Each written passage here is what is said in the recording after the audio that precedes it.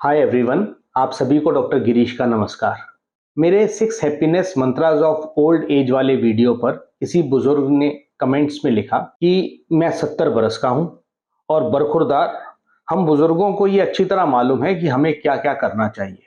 तुम तो हमें ये बताओ कि हमें क्या नहीं करना चाहिए। मुझे भी लगा कि अंकल जी सही कह रहे हैं, क्योंकि किसी को ये समझाना कि ये करो, वो करो, ऐसे करो, वैसे करो, ये थोड़ा मुश्किल है। लेकिन इसकी जगह ये समझाना कि भाई जो तो आप कर रहे हो ये करना बंद कर दो, जीवन सुधर जाएगा, ये थोड़ा आसान है। और मकसद तो हमारा वही है कि बेहतर इंसान बनना और अपने आसपास के माहौल को और बेहतर बनाना। तो इस वीडियो में और अगले 4-5 वीडियोस में हम उन आदतों की चर्चा करेंगे जिन्हें छोड़कर हम और बेहतर इंसान बन सकते हैं। हमारा जीवन और सुंदर बन सकता है, हमारे आसपास का माहौल और खुशनुमा हो सकता है। हर वीडियो में किसी एक ऐसी आदत को विस्तार से जानेंगे, उसके लक्षण, उसके सिम्टम्स क्या हैं, ताकि कोई भी खुद ही ये अंदाजा लगा सके कि उसमें वो आदत है या नहीं, और है तो किस हद तक है, उस आदत से हमें क्या क्या नुकसान है और उसे हम कैसे छोड़ सकते हैं, इस पर भी बातचीत करेंगे। तो आज हम जिस आदत की बात करेंगे वह है आत्म प्रशंसा की आदत, हैबिट ऑफ सेल्फ ग्लोरिफिकेशन।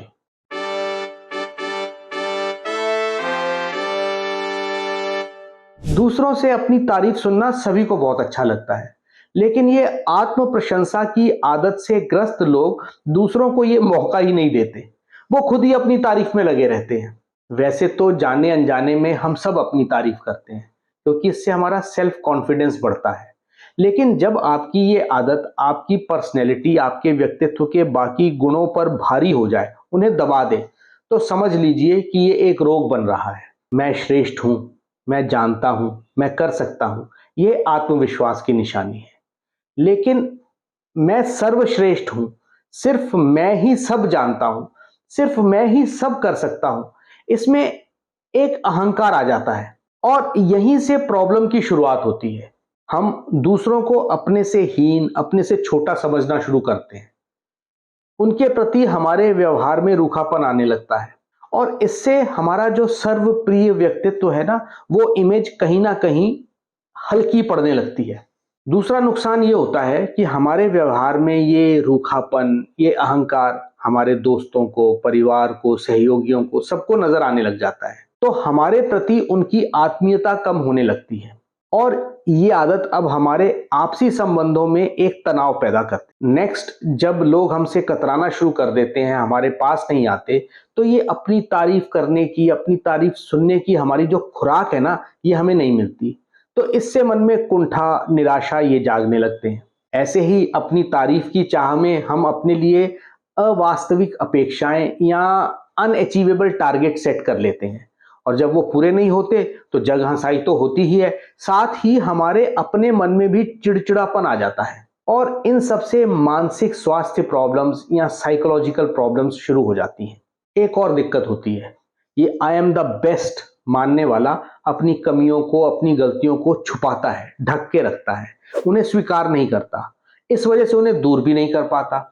तो हमारा जो पर्सनैलिटी डेवलपमेंट एक कंटिन्यूस प्रोसेस है, एक सतत प्रक्रिया है, वह रुक जाती है और हमारे व्यक्तित्व के विकास में बाधा उत्पन्न होती है। ऐसे ही आत्म प्रशंसा की आदत से ग्रस्त व्यक्ति के लिए अपनी आलोचना को डाइजेस्ट करना बड़ा मुश्किल हो जाता है।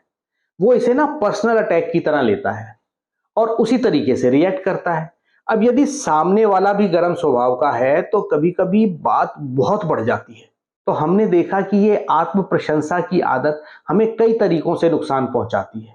अब सवाल ये है कि यदि हम में या हमारे किसी अपने में ये आदत है तो इससे छुटकारा कैसे पाया जाए। तो किसी भी आदत को छोड़ने के लिए जो सबसे पहला स्टेप है वो है ये स्वीकार करना कि हाँ, मुझ में ये आदत है और मैं इसे छोड़ना चाहता हूं। यहां से सेल्फ कंट्रोल शुरू होता है। अब ये सेल्फ कंट्रोल क्या है? अपने व्यवहार पर, अपने कामों पर ध्यान दें कि हम ये कब करना शुरू कर देते हैं और जैसे ही ये लगे कि हम अपने मुंह मियां मिट्ठू बन रहे हैं तो तुरंत वहीं पर रुक जाएं। साथ ही अपने दोस्तों को, परिवार को, अपने सहयोगियों को, उनसे रेगुलर फीडबैक लें, उन्हें कहें कि जहां उन्हें लगे कि आप आउट ऑफ कंट्रोल हो रहे हैं, वो बस आपको एक इशारा कर दें। सेकेंडली, दूसरों की तारीफ करना शुरू करें, उनके कामों की, उनकी बातों की सराहना करें। एक तो इससे अपनी आदत छूट जाएगी और साथ ही उनके साथ आपके संबंधों में मधुरता आएगी। सोशल मीडिया का उपयोग कम करें, क्योंकि अपनी पोस्ट पर, अपनी फोटो पर, अपने वीडियो पर लोगों की लाइक्स और कमेंट्स देखने की जो चाह है ना, वो इस आदत को और बढ़ाती है। अपनी कमियों को, अपनी गलतियों को एक्सेप्ट करें। एक तो इससे आपके ऊपर परफेक्ट बनने का जो प्रेशर है वो कम हो जाएगा, और दूसरा, अपनी गलतियों को सुधारने से आप और बेहतर इंसान बनेंगे। और इतना सब करने के बाद भी अगर आप इस आदत से छुटकारा नहीं पा रहे हैं, या इसके जो नेगेटिव इफेक्ट्स हैं वो आपको और आपके परिवार को परेशान कर रहे हैं, तो आप एक्सपर्ट ओपिनियन लेने से कतई ना कतराएं। किसी काउंसलर या थेरेपिस्ट की मदद लें, क्योंकि उनके मार्गदर्शन में आप इस आदत को और आसानी से छोड़ सकते हैं।